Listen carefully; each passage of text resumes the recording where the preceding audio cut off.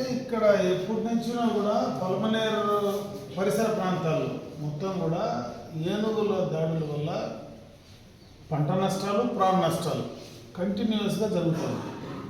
దీనికి చాలా సందర్భాల్లో చాలా స్టెప్స్ తీసుకున్నాం. గతంలో నేను శాసనసభ్యుడిగా ఉండేటప్పుడు కానీ, మంత్రిగా ఉండేటప్పుడు కానీ ఫస్ట్ ట్రెంచెస్ కొడితే ఆగిపోతాయి అనుకున్నాం. ట్రెంచులు కొడితే అవి తెలివిగా మళ్ళీ ఆ ట్రెంచులు ఎక్కడైతే బండ కొద్దిగా లో లెవెల్ ఉంటుందో దానిపైన పక్కన ఉన్నటువంటి రాళ్ళు వేసి దాటే ప్రయత్నం చేసి, ఎక్కడైతే సోలార్ ఫెన్సింగ్ వేసామో సోలార్ ఫెన్సింగ్ను కూడా బ్రేక్ చేసేసిన తర్వాత బ్రేక్ చేసి దాన్ని దాటి వచ్చే ప్రయత్నం చేసి, తర్వాత ఇప్పుడు హ్యాంగింగ్ సోలార్ ఫెన్సింగ్ వేస్తున్నాం. అది ఇంకా పూర్తి స్థాయిలో కంప్లీట్ గల 1 కిలోమీటర్ మాత్రం ఈ మధ్య వేశారు.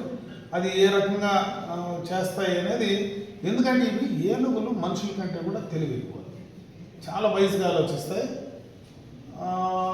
ఈ ఏనుగులు వయసు వచ్చినటువంటి మగ ఏనుగులు అవి పిచ్చిగా తయారవుతాయి. అంటే మదపుటేనుగులు అంటారు. ఆ మదపుటేనుగులు ఆ సీజన్ వచ్చినప్పుడు అవి విపరీతంగా వచ్చి పంటల మీద పడడం, ఏది దొరికితే దాన్ని ధ్వంసం చేయడం, మనుషులు దొరికితే చంపేయడం చేస్తూ ఉంటాయి. అది మేజర్గా. ఏనుగులు మామూలుగా సాఫ్ట్గానే ఉంటాయి, అసలు ఏనుగులు ఎప్పుడు హామ్ చేయవు. ఈ మదపుటేనుగులు ఎప్పుడైతే ఆ పిల్ల ఏనుగులు పెద్దవై తయారవుతాయో అప్పుడు ప్రాబ్లం వచ్చి అప్పుడు పూర్తిగా ప్రాణ నష్టం చేసే పరిస్థితి వస్తుంది. దీనికి ఒక అవకాశం, ఒక అదృష్టం ఇప్పుడు పల్మనేరు ప్రాంతంలో చేయడానికి ఒక అవకాశం దొరికింది. ఎందుకంటే మనకి ఎక్స్ప్రెస్ వే ఏదైతే పల్మనేరు నియోజకవర్గం నుంచి వెళ్తుందో ఇక్కడ రిజర్వ్ ఫారెస్ట్. ఈ రిజర్వ్ ఫారెస్ట్లో ఏదైతే ల్యాండ్ మనం ఎక్స్ప్రెస్ వేకి ఇచ్చామో దాని కాంపెన్సేషన్ డబ్బు 18 కోట్ల రూపాయలు ఎన్హెచ్ఏ నుంచి కూడా, గవర్నమెంట్ ఆఫ్ ఇండియా నుంచి కూడా అది డిపాజిట్ చేసినటువంటి డబ్బు ఉంది. ఇప్పుడు దీన్ని ఇక్కడ మనకు వాస్తవంగా ట్రైన్డ్ ఎలిఫెంట్స్ కావాలి. అంటే ఇప్పుడు వచ్చినటువంటి కాంపెన్సేషన్ 18 కోట్లతో ఒక ఎలిఫెంట్ హబ్ అనేది ఏర్పాటు చేస్తారా? అంటే దానికి తగ్గట్టుగా ప్రణాళికలు ఉన్నాయంట. అంటే ఇక్కడ వాస్తవంగా డబ్బు గురించి ఇబ్బంది లేదని 18 కోట్ల డబ్బు ఉందని చెప్పారు. కేంద్ర ప్రభుత్వం నుంచి, రాష్ట్ర ప్రభుత్వం నుంచి ఫండ్స్ తీసుకురావడానికి ఇటువంటి వాటిపైన ఆ డబ్బే పెట్టాల్సిన అవసరం లేదు. కానీ ఆ డబ్బు అయితే అవకాశం ఉందంటున్నాను. ఇప్పుడు రాష్ట్ర ప్రభుత్వం, కేంద్ర ప్రభుత్వం పెట్టాల్సిన అవసరం లేదు. తీసుకొచ్చినటువంటి డబ్బు ఇక్కడ ఏదైతే ల్యాండ్ ఇచ్చామో ఆ డబ్బు ఇక్కడ ఖర్చు పెట్టే అవకాశం ఉంది. దానికి సంబంధించి ట్రైన్డ్ ఎలిఫెంట్స్ కావాలి. కర్ణాటకలో ఉన్నాయి. కర్ణాటకలో మామూలుగా ముదుమలై కానీ, బందీపూర్ కానీ, అదేవిధంగా ఏదైతే దుబాయ్, మైసూర్ దగ్గర, ఆ 3 కూడా ఎలిఫెంట్స్కి సంబంధించినటువంటి ట్రైన్డ్ ఎలిఫెంట్స్ ఉండేది. అటు ఎలిఫెంట్స్కు అంటే అదేవిధంగా టూరిజం రెండింటికి మనం ఎక్కడైనా ఎలిఫెంట్స్ చూడాలంటే అక్కడికే పోయి చూస్తాం. అటువంటి ఒక రకమైనటువంటి హబ్ను ఇక్కడ తయారు చేయడానికి అవకాశం ఉంది. ఇక్కడ మనకు తమిళనాడుకు, ఆంధ్రప్రదేశ్కు మధ్యలో బార్డర్లో మనకు ఒక ప్లేసు ఆల్రెడీ దానికి సూటబుల్ ప్లేసు ఐడెంటిఫై చేసి ఈరోజు డిపార్ట్మెంట్ వాళ్ళు ఐడెంటిఫై చేసి కూడా చెప్పడం జరిగింది. గతంలోనే కూడా ఐడెంటిఫై చేశాను. ఎందుకంటే ఇక్కడ దీన్ని ఏదైనా ఆపాలంటే ఆ ట్రైన్డ్ ఎలిఫెంట్స్ని తెచ్చి ఆ వైల్డ్ ఎలిఫెంట్స్ని కంట్రోల్ చేసేటువంటి పరిస్థితి చేస్తేనే దీన్ని ఎక్కడో ఒకటి ఫుల్ స్టాప్ పెట్టగలం, లేకపోతే ఫుల్ స్టాప్ పెట్టలేమనేది వాళ్ళు చెప్పింది. అనుభవపూర్వకంగా మాకు కూడా అర్థమైనటువంటి పరిస్థితి.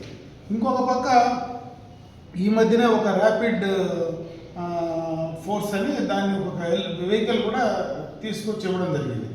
అదేవిధంగా ఇక్కడ మనకు కమాండ్ కంట్రోల్ సెంటర్, ఏదైతే ఒక కమాండ్ కంట్రోల్ సెంటర్ను ఇక్కడ పల్మనేరులోనే ఎస్టాబ్లిష్ చేసి ఎక్కడ చుట్టుపక్కల ఒక టోల్ ఫ్రీ నెంబర్ ఇచ్చి ఎక్కడైనా ఎలిఫెంట్స్ ఉన్నాయి, ఎక్కడైనా నష్టం జరుగుతుంది అనేది అక్కడ కానీ చెప్పగలిగితే వాళ్ళు అక్కడి నుంచి ఫోన్ చేస్తే ఇమీడియట్గా కమాండ్ కంట్రోల్ నుంచి కూడా వాటిని పోయి అక్కడ తరమడమో లేదంటే దానిపైన ప్రాణ నష్టం, ఆస్తి నష్టం జరగకుండా స్టెప్స్ తీసుకోవడానికి ఇవన్నీ తీసుకుంటాం. వీటన్నిటి వల్ల కూడా ఆ సమయంలో చేయలేకపోతే ఖచ్చితంగా కూడా నష్టం జరుగుతుంది. కాబట్టి ఇది ఒక్కటే మార్గం. ఈరోజు టూరిజంగా డెవలప్ చేసుకోవచ్చు. ఇంకొక పక్క భారతదేశంలోనే అంటే ఆంధ్ర రాష్ట్రంలో ఇటువంటిది లేదు, ఎలిఫెంట్స్కి సంబంధించింది ఎక్కడ లేదు ఆంధ్ర రాష్ట్రంలో. ఇది ఫస్ట్ వన్ అవుతుంది. ఇక్కడ చేస్తే ఇక్కడ ఫండ్స్కి ఇబ్బంది లేదు, సెలెక్టెడ్ ఏరియాకి ఇబ్బంది లేదు. 2 రకాలుగా అటు రైతులకు నష్టం జరగకుండా కాపాడుకోవచ్చు, ఇటు టూరిజం డెవలప్ చేసుకోవచ్చు. రెండింటికి ఫిట్ అవుతుంది. కాబట్టి దీనిపైన తీసుకోవాలని స్టెప్స్ అని చెప్పి మేము ప్రయత్నం చేయడం జరుగుతుంది. ప్రయత్నం మొదలుపెట్టాం.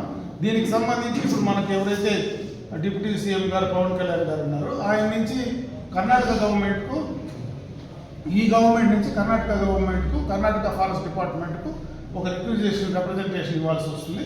అది నేను ప్రయత్నం చేసి తీసుకెళ్ళి ఆ గవర్నమెంట్ నుంచి అక్కడ ఉండేటువంటి ఫారెస్ట్ మినిస్టర్కి చెప్పి ఆ ఎలిఫెంట్స్ను ఇక్కడ తీసుకురావాలి. అంటే ఇవన్నీ ప్రాసెస్ ఉంది. దాన్ని నేను మీడియేట్ చేసుకుని, ఎందుకంటే నాకు కూడా కర్ణాటకలో సంబంధాలు ఎక్కువ ఉన్నాయి కాబట్టి అక్కడ మినిస్టర్స్ అందరూ కూడా నాకు పర్సనల్గా తెలుసు కాబట్టి నేను ఈ గవర్నమెంట్ నుంచి లెటర్ తీసుకెళ్తే వాళ్ళు కలిసి అక్కడి నుంచి ఆ ఎలిఫెంట్స్ని తీసుకొచ్చి డబ్బులు మన దగ్గర ఉన్నాయి కాబట్టి ఈ డబ్బులతో ఇమీడియట్గా ఒక పెద్ద ఎలిఫెంట్ హబ్ను ఇక్కడ తయారు చేయగలిగితే ఉపయోగపడుతుంది. అంటే మీరు చెప్పినట్టుగానే ఒక ఎలిఫెంట్ హబ్ అనేది రాష్ట్రంలో తొలిసారిగా ఏర్పాటు కాబోతుంది పలమనేరులో. అయితే పలమనేరుకు సంబంధించి ఎన్ని ఎకరాల్లో ఆ హబ్ అనేది ఉండబోతుంది, ఎన్ని ఎలిఫెంట్స్ ఇప్పటి వరకు అటవీ శాఖ అధికారులు గుర్తించేస్తారు?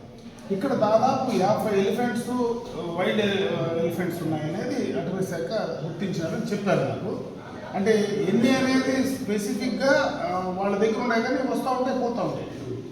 తమిళనాడు నుంచి వస్తూ ఉంటాయి, అంటే కేరళ నుంచి కూడా పాస్ అవుతాయి, కర్ణాటక నుంచి పాస్ అవుతాయి, వస్తాయి, కొన్ని రోజులు ఇక్కడ ఉంటాయి, మళ్ళీ బ్యాక్ వెళ్ళిపోతాయి. అంటే స్పెసిఫిక్గా ఇక్కడే ఎన్ని ఉంటాయి, ఇక్కడ దాదాపు ఒక 50 దాకా ఇక్కడ ఉన్నాయి.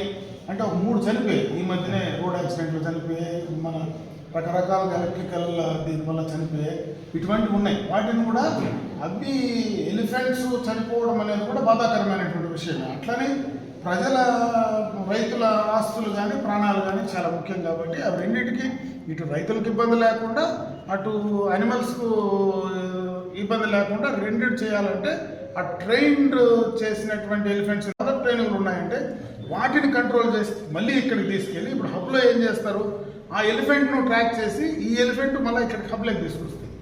తీసుకొచ్చిన తర్వాత ఇక్కడ దీన్ని మళ్ళీ ట్రైన్ చేస్తారు, ట్రైన్ చేసి మళ్ళీ వదిలిపెడతారు. అంటే దీనివల్ల ఏమవుతుందంటే కొంతవరకు కంట్రోల్ చేసుకోవడానికి అవకాశం ఉంటుంది అనేది ఈరోజు నా ఆలోచన కావచ్చు, అదేవిధంగా ఇక్కడ ఉన్నటువంటి అధికారుల ఆలోచన కావచ్చు. దాన్ని కార్యరూపంలో పెట్టడానికి మేము ప్రయత్నం చేస్తున్నాం.